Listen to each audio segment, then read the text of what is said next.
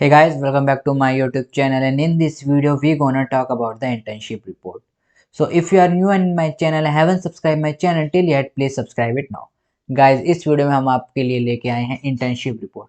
So anything that is related to internship, or if you any have doubt about the internship report, this video is for you. This is Cafe in short. Let's get started. So guys, जब भी आप internship लिखोगे आपको क्या क्या documents require है internship report बनाने के बाद। दैट मीन जब आपकी इंटर्नशिप रिपोर्ट बन जाए तो उसके बाद आपको क्या क्या डॉक्यूमेंट की रिक्वायरमेंट है, आइए वो देखते हैं। सबसे पहले जैसे ही आपकी इंटर्नशिप रिपोर्ट बन जाएगी आपको सबसे पहले अटैच करना होगा आपका कंसेंट लेटर। कंसेंट लेटर वो लेटर होता है गाइस जो आपने इंटर्नशिप रिपोर्ट करने से पहले अपने एकेडमिक काउंसलर से मांगा होगा, राइट। एकेडमिक काउंसलर से, दैट मीन आप किसके अंदर इंटर्नशिप कर रहे हो उससे करने से पहले आपको अपने एकेडमिक काउंसलर को बताना पड़ता है कि हम ये जो इंटर्नशिप रिपोर्ट है इस इंस्टीट्यूट के अंदर कर रहे हैं, राइट। तो कंसेंट लेटर आपको सबसे पहले अटैच करना है अपने इंटर्नशिप रिपोर्ट में। सेकंड आपको क्या अटैच करना है, सेकंड आपको अटैच करना है आपका जो ऑनलाइन इग्नू परमिशन आया होगा, राइट। ऑनलाइन इग्नू परमिशन, क्योंकि आजकल गाइज अगर आप देखोगे तो डिफरेंट डिफरेंट जो आप कह सकते हैं ईयर्स के बच्चों को ऑनलाइन परमिशन मिल गई है, राइट। तो आपको क्या करना होगा, जो आपका ऑनलाइन इग्नू परमिशन आया होगा उसका आपको स्क्रीनशॉट एसएस स्क्रीनशॉट आपको वहाँ पर एक उसको पीडीएफ में चेंज करके या फिर आप उसकी जेपीजी इमेज या पीएनजी इमेज को वहाँ पर आपको सेकंड नंबर पे आपको पोस्ट करना होगा या फिर आपको पेस्ट करके या फिर आपको लगाना होगा, राइट। थर्ड चीज़ क्या आती है आपको इंटर्नशिप रिपोर्ट में कि जो आपका इंटर्नशिप जो प्रपोजल जो आपने बनाया होगा, राइट। Internship proposal. ना इंटर्नशिप प्रपोजल क्या होता है guys, internship proposal if you remember कि आपने जो 14 पॉइंट पैरा होगा, राइट। 14 पॉइंट पैरा जो कि आपने इग्नू को भेजा होगा अप्रूवल, उनके अप्रूवल के लिए ऑनलाइन इग्नू परमिशन के लिए जो आपने 14 पॉइंट पैरा भेजा होगा वो आपको इसके साथ अटैच करना पड़ेगा, राइट। थर्ड नंबर पे इंटर्नशिप प्रपोजल जो कि 14 पॉइंट का पैरा होगा। अगर आपको नहीं पता है तो आप जो उनकी हैंडबुक है वहां जाके भी देख सकते हैं, नहीं तो मैं आपका इंटर्नशिप प्रपोजल डाल दूंगा कि वो 14 पॉइंट पैरा क्या होता है, राइट। प्लस उसके बाद आपको क्या करना होगा, 14 पॉइंट परफॉर्मा के बाद आप उसका जो वहाँ से भी आप कर रहे हैं, चाहे वो अगर मैं बात करूँ तो या तो आपने डून से करी होगी या फिर आपने साइकोलॉजी से करी होगी या साइको शिक्षा से या कहीं से भी आप कर रहे हैं तो आपको उसका पैम्फलेट अटैच करना होगा, राइट। इंटर्नशिप प्रपोजल के साथ, जो इंटर्नशिप प्रपोजल क्या है जो कि 14 पॉइंट पैरा था plus with the pamphlet. Fourth point क्या होता है कि जब आप इंटर्नशिप कंप्लीट कर चुके हो, राइट, तो वहाँ आपको जहाँ से भी आपने इंटर्नशिप करी है वहाँ से आपको एक कंप्लीशन सर्टिफिकेट मिलता है। उस सर्टिफिकेट को भी आपको पेस्ट करना होगा किससे पहले, इंटर्नशिप रिपोर्ट से पहले। इन चार चीज़ों को सबसे पहले आपको लगाना होगा, right. These are the four mandatory things in the internship report, right. कि आपने कहाँ से करा है, ऑनलाइन परमिशन, इंटर्नशिप प्रपोजल जो आपने उनको भेजा, उसके बाद अपना कि आपने कंप्लीशन सर्टिफिकेट। कंप्लीशन सर्टिफिकेट कितना है आपका, 240 आवर, राइट। नाउ अब बात करते हैं फर्स्ट फेज की। ये फर्स्ट फेज क्या है, फर्स्ट फेज वो फेज है जहां पर आपको अपेंडिक्स की रिक्वायरमेंट है कि कौन कौन से आपको अपेंडिक्स अटैच करने हैं। कब, जब आप इंटर्नशिप के लिए भेज रहे हैं। कौन कौन से आपको अपेंडिक्स अटैच करने हैं, जब आपके इंटर्नशिप से आ गई है और आप अब एकेडमिक काउंसलर को भेज रहे हैं। फेज फर्स्ट क्या है, जब आपकी इंटर्नशिप रिपोर्ट डन हो चुकी है। जो इंटर्नशिप रिपोर्ट है वो क्या हो चुकी है, डन हो चुकी है, राइट। ना इंटर्नशिप रिपोर्ट यहाँ पर डन हो चुकी है तो आपको क्या क्या भेजना है, पहले ये चार, उसके बाद आपको क्या भेजना है, ये अपेंडिक्स, राइट। अपेंडिक्स कौन कौन से अपेंडिक्स होंगे, मैंने आपको एक शॉर्ट वीडियो में भी आपको बताया था, राइट। मेरे पे बच्चों की रिक्वेस्ट आ रही थी कि सर एक बार बता दीजिए, तो मैंने उसमें ही बता दिया, फिर भी मैं दोबारा बता देता हूँ। अपेंडिक्स थर्ड आपको सबसे पहले अटैच करना है, राइट। अपेंडिक्स थर्ड, फिर आपको अटैच करना है अपेंडिक्स फोर्थ जो कि लॉग वाला है, अपेंडिक्स फिफ्थ, देन आपको अटैच करना है अपेंडिक्स 8, राइट। ये सारे जो अपेंडिक्स हैं ये किससे रिलेटेड है, ये आपकी इंटर्नशिप रिपोर्ट से रिलेटेड है। रिपोर्ट इन द सेंस कि ये सारी चीजें आप अटैच करके जहां से आपने इंटर्नशिप करी है, राइट, एजेंसी सुपरवाइजर को आप कह सकते हैं एजेंसी सुपरवाइजर को भेजेंगे, राइट।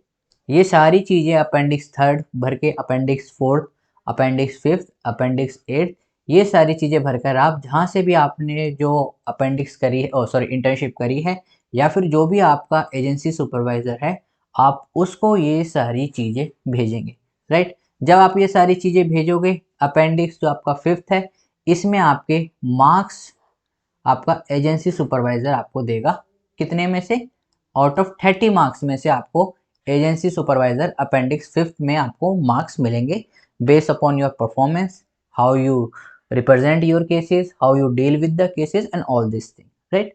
तो एजेंसी सुपरवाइजर जो होगा वो आपके अपेंडिक्स 5th में आपके मार्क्स देगा जो कि आपके ऐड होने होंगे, राइट। ये सारी चीजें आप भेजोगे, उसके बाद आपको क्या मिलेगा, आपका कंप्लीशन लेटर मिलेगा जो कि मैंने आपको यहाँ बताया है, राइट। तो पहले आपको अपेंडिक्स सारे भर के अपने एजेंसी सुपरवाइजर को भेजने पड़ेंगे। नेक्स्ट फेज है आपका फेज 2।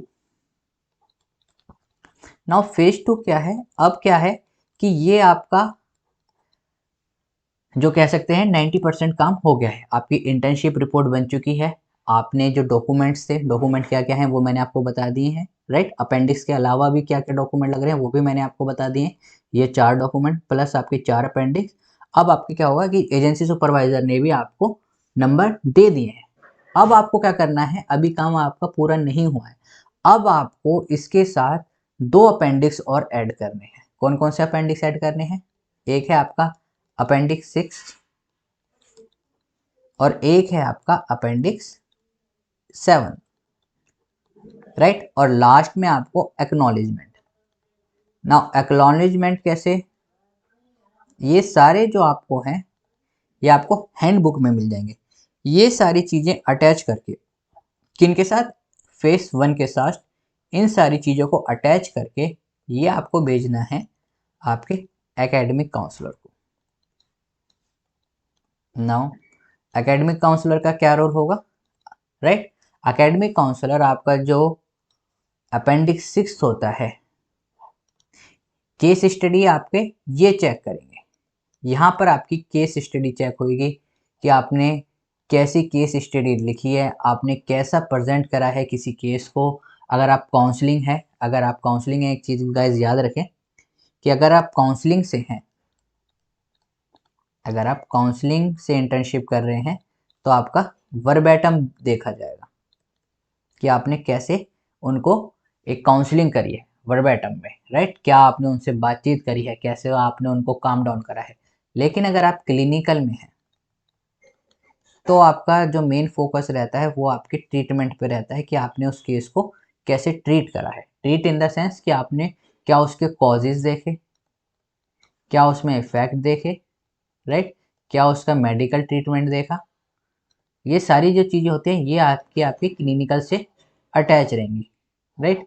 लेकिन जब हम काउंसलिंग की बात करते हैं तो मेन आपका क्या रहता है, वर्बैटम। वर्बैटम इन द सेंस कि आपने उनसे कैसे पूछा, ये क्या हाल चाल है, उनको काम डाउन करा, उन्होंने जैसे होती है ना जो कहते हैं बातचीत, है ना, विदाउट आपको कोई भी प्रोसीजर के लिए आपने उनसे कैसे उसे टैकल करा है सिचुएशन को with the verbal activity, that is your verbatim, right. So counselling में हमेशा वर्बैटम पे फोकस करा जाएगा, क्लिनिकल में इन सारी चीज़ों पर आपके ट्रीटमेंट कॉज आपने क्या उसमें देखे, क्या उसकी मेडिकल सिम्टम्स थे अन क्या नहीं, राइट।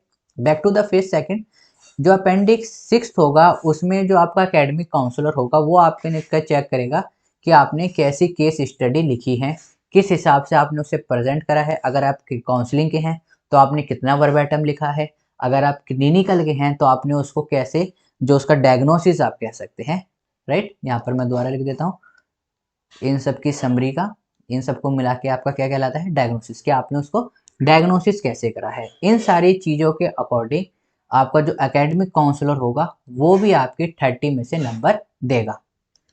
तो जो आपका एकेडमिक काउंसलर होगा वो आपको 30 मार्क्स में से यहाँ से देगा। टोटल आपका क्या है, अगर हम बात करें MPC 025 की, MPCE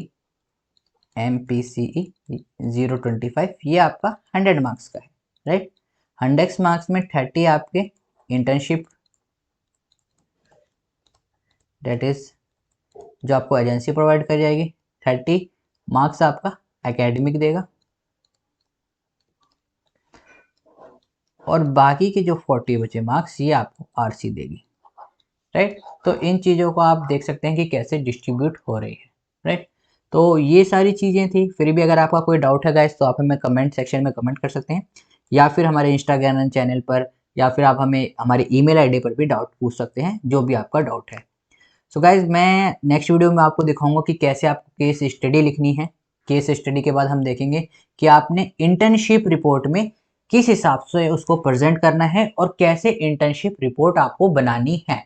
ये तो था हमारा इंटर्नशिप रिपोर्ट के बाद का सीन। जब जिन बच्चों की इंटर्नशिप रिपोर्ट बन गई है तो क्या क्या डॉक्यूमेंट्स इनको रिक्वायर करने हैं। नेक्स्ट वीडियो में हम बात करेंगे कि कैसे आपको इंटर्नशिप रिपोर्ट बनानी है।